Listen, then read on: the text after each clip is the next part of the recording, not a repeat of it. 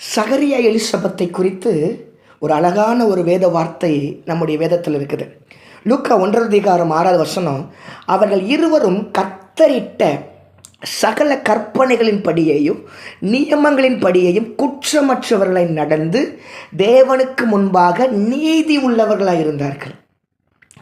தேவனுக்கு முன்பாக நீதி உள்ளவர்களாய், மனுஷன் பார்க்கிற நீதியை அவங்க செய்யலை, தேவனுடைய பார்வையில் அவங்க வாழ்க்கை இருக்குது. தேவனுக்கு முன்பாக நீதி உள்ளவர்களாக வாழ்ந்தாங்க. அவர்கிட்ட சகல கற்பனைகள், அவர்கிட்ட சகல நியமங்களின் படி குற்றமற்றவர்களாக நடந்து அவங்கள்ட்ட ஒரு குற்றமில்லை என்று வேதம் சொல்லுது. கர்த்தருக்கு பிரியமாக வாழ்ந்தாங்களாம், கர்த்தருக்கு பிடிச்ச மாதிரி வாழ்ந்தாங்க, கர்த்தருடைய வார்த்தைக்கு கீழ்ப்படிஞ்சு வாழ்ந்தாங்க.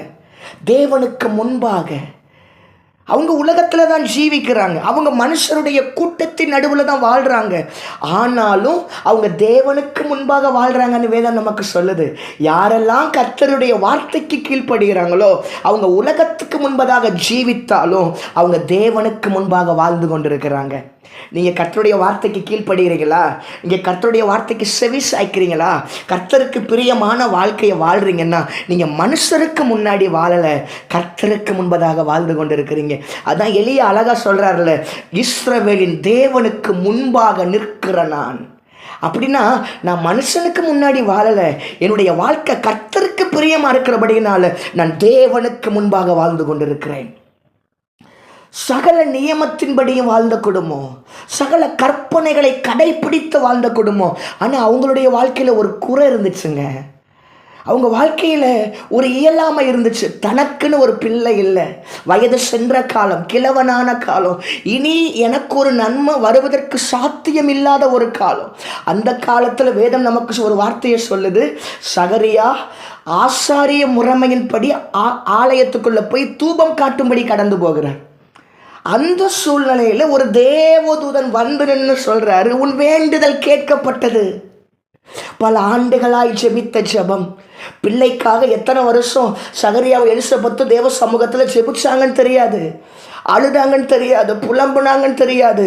ஆனால் அந்த ஜெபத்துக்கான பதிலை ஒரு தேவதூதனை ஆலயத்துக்குள்ளே வந்து எல்லா ஜனங்களும் வெளியே நிற்கிறாங்க.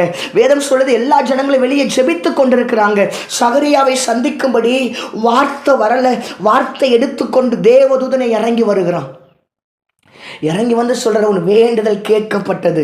பல ஆண்டுகளாக தேவ சமூகத்தில் வடிக்கிற கண்ணீருக்கு, பல ஆண்டுகளாய் தேவ சமூகத்தில் முழங்கால் படிட்டு ஜெபிக்கிற ஜபங்களுக்கு உங்கள் இல்லம் நோக்கி ஒரு தேவதூதன் இறங்கி வந்து சொல்லுவார், உன் வேண்டுதல் கேட்கப்பட்டது. இந்த வார்த்தையை கேட்டுக்கிட்டு இருக்கும்போது சகரியாவுக்கு ஒரு பயம் வந்துருச்சு, அவனுக்கு ஒரு சந்தேகம் வந்துருச்சு. என்ன, நம்ம கிழவனா இருக்கிறோமே, நாம தான் வயது சென்றவங்களா இருக்கிறோமே, நமக்கு ஒரு பிள்ளை பிறக்குமா? இந்த வார்த்தையை தெய்வம் நமக்கு முன்னாடியே சொல்லியிருந்தா நடந்திருக்கும், அதை நம்பி இருக்கலாம். ஆனால் இந்த காலத்தில் ஒரு வார்த்தையை சொல்லும்போது சகரியாவுக்கு நம்பிக்கை வரலை, சகரியாவுக்கு விசுவாசம் இல்லை.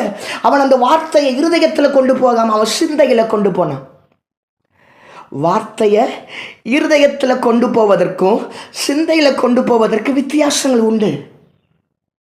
நீங்கள் யோசித்து பார்க்கணும். சகரியாவினிடத்தில் தேவதூதன் வந்து சொல்கிறாரு, உனக்கு உன் வேண்டுதல் கேட்கப்பட்டுச்சு, உனக்கு ஒரு பிள்ளை பிறக்கும்பா, அதனுடைய ஆசீர்வாதம் பயங்கரமாக இருக்க போது, அவனுக்கு இந்த பேரிட போகிற அப்படின்னு சொல்லி பல காரியத்தை தெய்வம் பேசுகிறார், தேவதூதன் பேசுகிறார். பேசும்போது அவன் அந்த வார்த்தைகளை அவனால் ஏற்றுக்கொள்ள முடியலை. ஏன்னா வார்த்தை அவன் எங்கே கொண்டு போகிறான்னா சிந்தையில் கொண்டு போகிறான், அறிவில் கொண்டு போகிறான். சில வார்த்தைகள் அறிவுக்குள்ளே போகும்போது நம்ம அறிவு சொல்லும், இதெல்லாம் நடக்குமா? இந்த காலத்தில் கிழவனாக இருக்கிறேன், வயது சென்றவனாக இருக்கிறேன், இனி ஒரு அற்புதம் நமக்கு நடக்குமா? இனி ஒரு பிள்ளை நமக்கு பிறக்குமா?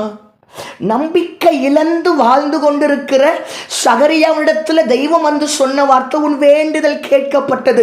நான் உனக்கு ஒரு அற்புதம் செய்ய போறேன், நான் உனக்கு ஒரு நன்மை செய்ய போறேன். எவ்வளவு சந்தோஷம் பார்த்தீங்களா?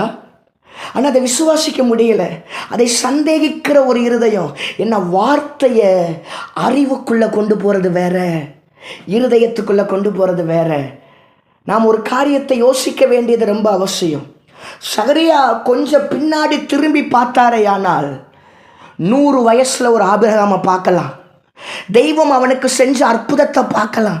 தெய்வம் அவனுக்கு செஞ்ச மகிமையை பார்க்கலாம். செத்து போன கற்பத்தின் நடுவே, செத்து போன சரீரத்தின் நடுவே ஒரு ஜீவனை பிறப்பித்த ஒருவர் இருக்கிறார்.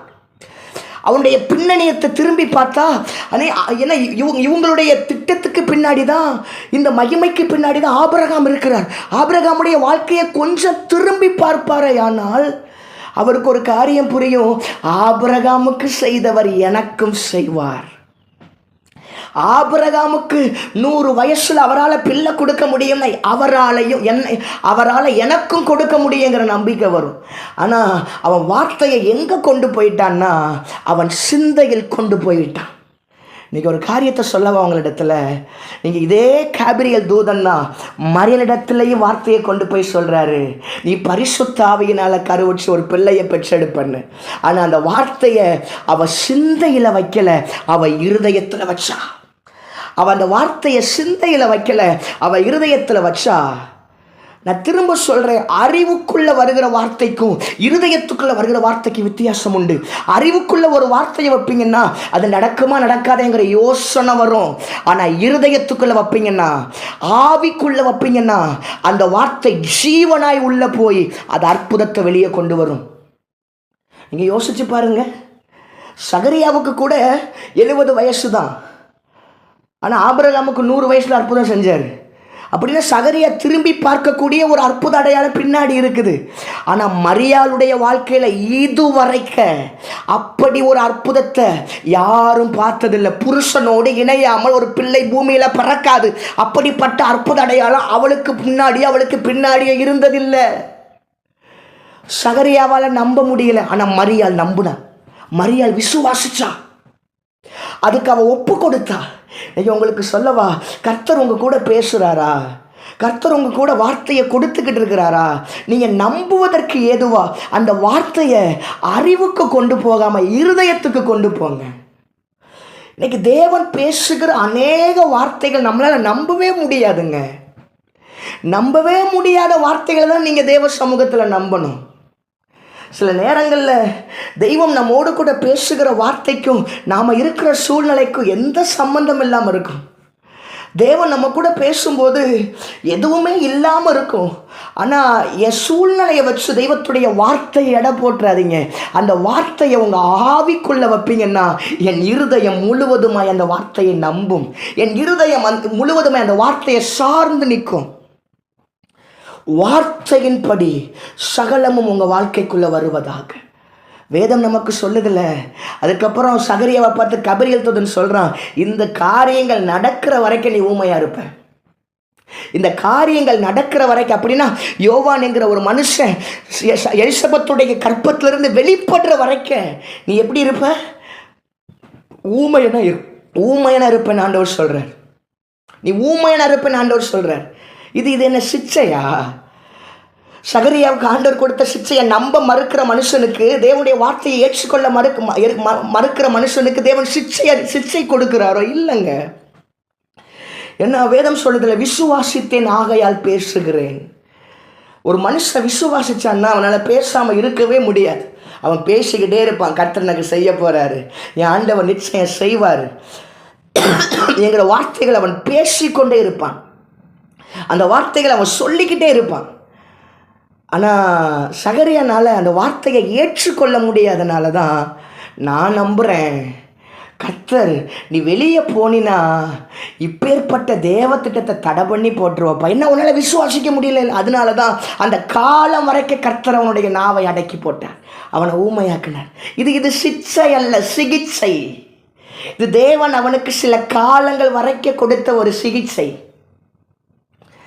ஏன்னா அவன் நம்ப முடியாமல் ஒரு காரியத்தை வெளியே கொண்டு போவான்னா அவன் என்னத்தை பேச முடியும்? கடவுள் இப்படி சொன்னாராம், நடக்குமா நடக்காதா என்கிற விசுவாசம் இல்லாத சில வார்த்தைகளை வெளியே கொண்டு வரும்போது தேவத்திட்டம் தடைபட்டு போயிடும். அதனால தான் அவன் ஆலயத்தை விட்டு வெளியே வரும்போது அவன் ஊமையாக வந்தான். அதனால தான் அவனை பேச முடியலை. விசுவாசிக்கிற வார்த்தைகளை ஒரு மனுஷன் பேசணும்.